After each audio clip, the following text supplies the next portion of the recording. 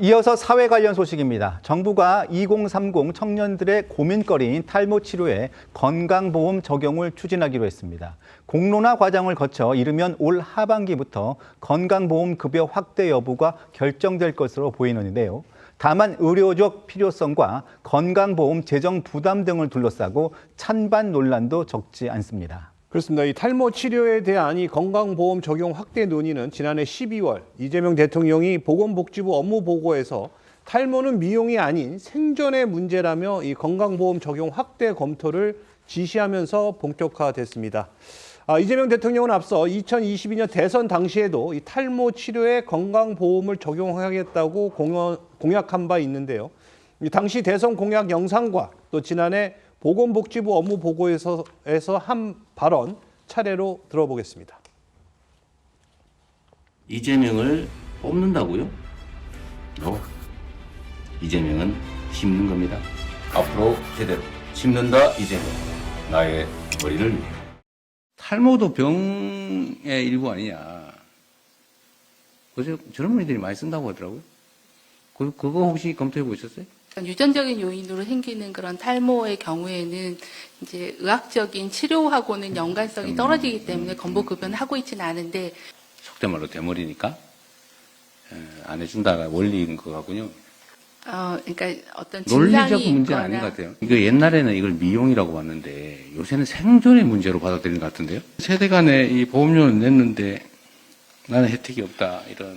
그런데 나는 정말 이건 절실한데 이건 왜 안 해주냐. 이 문제는 고민은 좀 해야 될 것 같습니다. 현재 건강보험은 원형 탈모나 지루성 피부염 등 의학적 원인이 명확한 질환성 탈모 치료에만 적용이 되고 있습니다.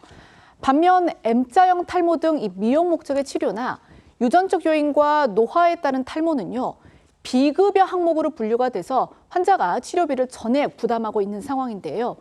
이에 정부는 이 취업과 사회생활 그리고 대인관계 등의 영향을 크게 받는 청년층을 우선 지원 대상으로 검토하는 것으로 알려졌습니다. 여기에 20에서 34세를 대상으로 한 단계적 건강보험 적용 방안도 거론되고 있습니다. 정부는 우선 공론화를 거쳐 지원 대상과 범위 등에 대한 사회적 합의를 이끌어낼 방침입니다.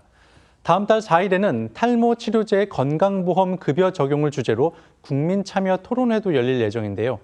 민복기 대한피부과의사회 대외협력위원장은 TV조선에 건강보험 재정은 한정돼 있는 만큼 의학적 필요성을 기준으로 급여 대상을 세분화할 필요가 있다며 무엇보다 형평성을 고려해 공정하게 접근하는 방식이 중요하다고 말했습니다. 이처럼 정부가 2030 청년층을 중심으로 탈모 치료에 건강보험을 적용하는 방안을 추진하자 다른 중증 환자들에 대한 역차별 아니냐는 논란도 커지고 있습니다.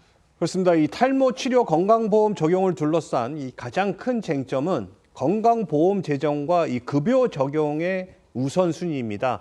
이 변인영 최장암 한우의 대표는 머리카락은 생명과 직결되는 문제가 아니라면서 이 암 환자 중에는 비용 부담으로 치료제를 쓰지 못하는 경우도 많은데 미용이나 마찬가지인 탈모 치료에 이 건강보험 재정을 투입하는 것은 환우들 입장에서는 하늘이 무너지는 얘기라고 말했고요. 또 한국중증질환연합회도 오늘 성명서를 내고 건강보험의 근간인 의학적 필수성과 급여 우선순위를 정면으로 뒤흔드는 위험한 포퓰리즘 정책이라고 비판했습니다. 반면 건강보험 적용이 오히려 관리 측면에서는 효율적일 수 있다, 이런 의견도 나왔습니다.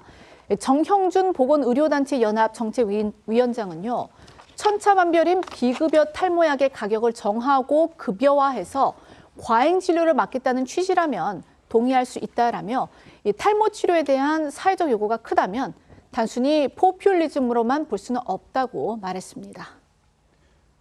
정치권에서도 탈모 치료 건강보험 적용을 두고 건강보험 재정 부담을 우려하는 비판과 함께 우선순위를 재검토해야 한다는 목소리가 나오고 있습니다. 관련 발언 직접 들어보겠습니다. 보건의료 정책을 포퓰리즘으로 접근해서는 안 됩니다. 탈모의 고통을 모르는 바 아닙니다. 그러나 암 환자, 희귀질환 환자, 중증 질환으로 하루하루를 버티는 환자와 가족들이 있습니다. 이들보다 M자형 탈모가 먼저입니까? 20대와 30대 초반 표심은 돈으로 살 수 있는 것이 아닙니다. 건강보험이 적자인 상황에서는 선택과 집중이 필요하고 응급의료, 중증, 희귀, 난치성 질환 등에 우선 지원하는 것이 맞습니다. 젊은 세대의 지지를 얻기 위해서는 선심성 지원이 아니라 원칙과 공정을 지키는 것이 필요합니다.